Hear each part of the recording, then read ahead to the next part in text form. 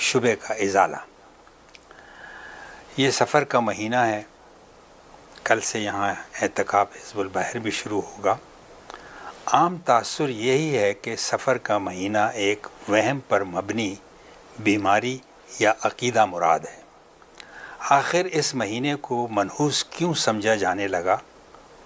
لوگوں کی اکثریت آج بھی یہ سمجھتی ہے کہ اس مہینے میں ٹریولنگ یا شادی کرنا برا ہے۔ نمبر 2، نئے کام یعنی کاروبار شروع کرنے سے نقصان ہوتا ہے۔ مصیبت یا آفتیں زیادہ نازل ہوتی ہیں۔ مفتی صاحب، قرآن و سنت اور عقل و حکمت کے بارے میں اس کے بارے میں کیا کہتی ہے؟ جی اچھا جوڑ کے لائے۔ جی حضرت، پہلی بات تو یہ ہے کہ کون سا مہینہ ہے جس میں کوئی آفت نہیں اترتی، کوئی مصیبت نہیں آتی، کیا کہنا، لوگ بیمار نہیں ہوتے؟ ایک مہینہ ہمیں بتا دیا جائے کہ یہ مہینہ ہے، اس میں شادی ہوتی تو طلاق نہیں ہوتی، بالکل اس مہینے میں بیماری نہیں آتی، اس میں بہت سفر کرے تو بڑے منافع ہوتے ہیں۔ کون سا مہینہ ہے کہ جس کے اندر یہ نہیں ہوتا؟ صحیح۔ اور سب سے مکرم مہینہ تو رمضان کا ہے، تو رمضان کے مہینے میں بھی آفتیں اترتی ہیں، صحیح۔ بلکہ امت مسلمہ پہ تو رمضان میں ہی اترتی ہیں۔ فلسطین اور غزہ کی ساری آفتیں رمضان میں اتری ہیں، تو اس کا مطلب ہے 2 سال سے دیکھ رہے وہ کہاں گیا معاملہ؟ اس کے علاوہ دیگر مہینے اٹھا کے دیکھ لیں، مبارک مہینہ ربیع الاول کا مہینہ، رسول اللہ صلی اللہ علیہ وسلم کی آمد کا مہینہ، اس میں آفتیں مصیبتیں نہیں اترتی، بالکل لوگوں کی طلاقیں نہیں ہوتی اس مہینے میں، سب کچھ ہے۔ اس کا مطلب ہے خیر اور شر کسی ایک ذات کے ہاتھ میں ہے، وہ اپنے منشا مرضی کے مطابق اس کو نازل کرتا ہے۔ ٹھیک، وہ چاہے کسی مہینے میں نازل کرے، کسی مہینے میں نہ نازل کرے۔ اور کتنی ایسی شادیاں جو سفر میں کی آج تک قائم و دام ہے، بالکل صحیح۔ کتنے سفر ایسے ہیں کہ جو سفر کے مہینے میں کیے وہ کامیابی کے ساتھ وہ سفر اپنی انتہا کو پہنچے ہیں۔ تو مطلب ہے کہ یہ تو کوئی ایسا کرائٹیریا نہیں ہے کہ سفر کے مہینے میں ایسا ہے۔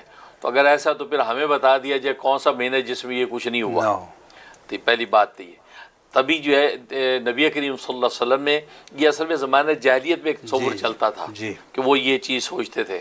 اس کی اصلاح کے لیے آپ نے حدیث میں صاف فرمایا لا سفرہ، یعنی سفر میں کوئی نحوست نہیں ہے۔ لا سفرہ کا لفظ کہہ کے سارے عقیدے کی جڑ جو زمانہ جاہلیت میں قائم ہوئی تھی اس کو کاٹ دیا۔ اور صحیح بخاری کی حدیث ہے لا عدوہ، لا عدوہ کا مطلب ہے کہ بیماریوں میں تعدی نہیں ہے، ایک کی دوسرے کو نہیں لگتی۔ ٹھیک، یہ ہمیں نظر آتا ہے کہ اس کی اس کو لگ گئی ہے۔ اگر یہ بات ہے تو پھر ساری سبھی کو لگ جانی چاہیے۔ یہ ایک آدھ کو لگی باقی 2 کو کیوں نہیں لگی؟ تو اس کا مطلب ہے کہ بیماریوں میں کوئی تعدی نہیں ہے۔ یہ تعدیہ جو ہے اللہ تبارک و تعالیٰ کی مرضی، اس کو لگ گئی اس کو نہیں لگی، اس کو لگ گئی اس کو نہیں لگی، ٹھیک ہے، ایسا ہوتا ہے۔ اور تبھی جو ہے نبی پاک صلی اللہ علیہ وسلم نے ایک خارچی اونٹ کو دیکھا تو اس شخص سے پوچھا کہ اس کو خارچ کیسے لگ گئی؟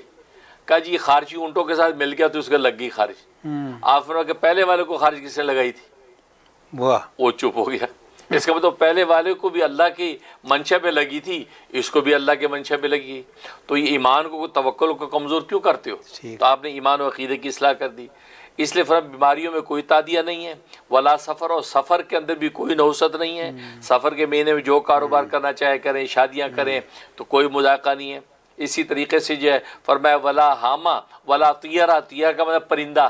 یہ ہوتا تھا کہ پرندہ پڑت بیٹھا ہے، گھر سے نکلتے تو اس کو کہتے یار اس کو پتھر مار کے اڑاتے ہیں، اگر دائیں طرف اڑا تو اس کا مطلب ہم سفر ٹھیک ہے، صحیح مقام کامیابی ہوگی، اگر بائیں طرف اڑا تو نہیں، تو وہ کر کے اڑاتا ہے۔ وہ دائیں اڑا تو کہتا مزہ آپ کی یہ کام ہو جائے گا ہمارا، اور یا بائیں طرف اڑ گیا اور کہ ابھی کام نہیں ہونا تو ضرورت کیا کام کریں، گھر اب واپس کو بیٹھ جاؤ۔ تو نبی نے اس کو جو ہے وہ ڈسکریج کیا کہ نہیں بھائی ایسا کوئی تصور نہیں، وہ تو شی کر کے اڑاؤ گے وہ تو اللہ کے منشا کے مطلب کدھر بھی اڑ جائے گا۔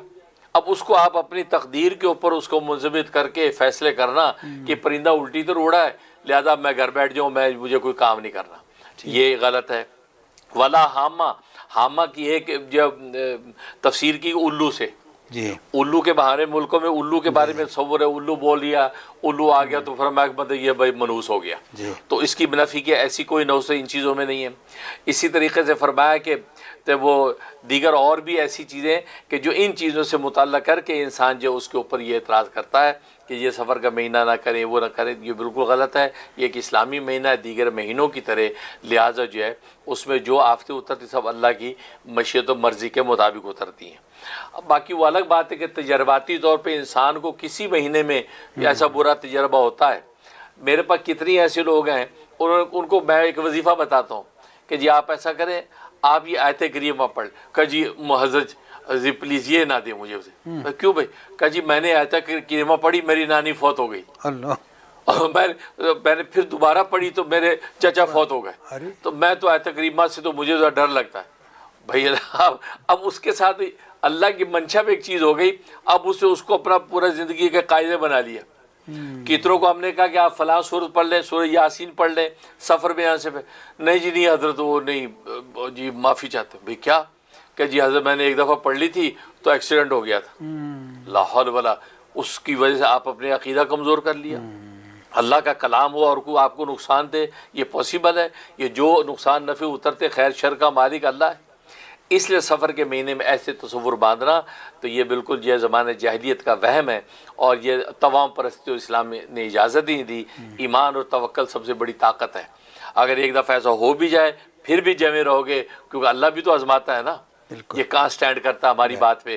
تھوڑی سی آزمائش آتی شیک کرتا ہے. اور قرآن میں اللہ نے فرمایا کہ کیسے ہو سکتا ہے کہ ایمان تم لاؤ اور ہم تمہیں آزمانے میں شیک نہ کریں. شیک تو ہم کرتے ہیں ذرا، اگر ڈٹے رہو گے تو پھر ہم بھی منزل آسان کر دیں گے. کیا بات. اس لیے ایسا کوئی تصور نہیں. یہ سارے متس ہیں، بلی کا گزر جانا، کوے کا منڈیر پہ بولنا، اور یہ فلاں آیتیں پڑھ کر یہ کام کرنا. اللہ تعالیٰ محفوظ فرمائے. بہت شکریہ حضرت.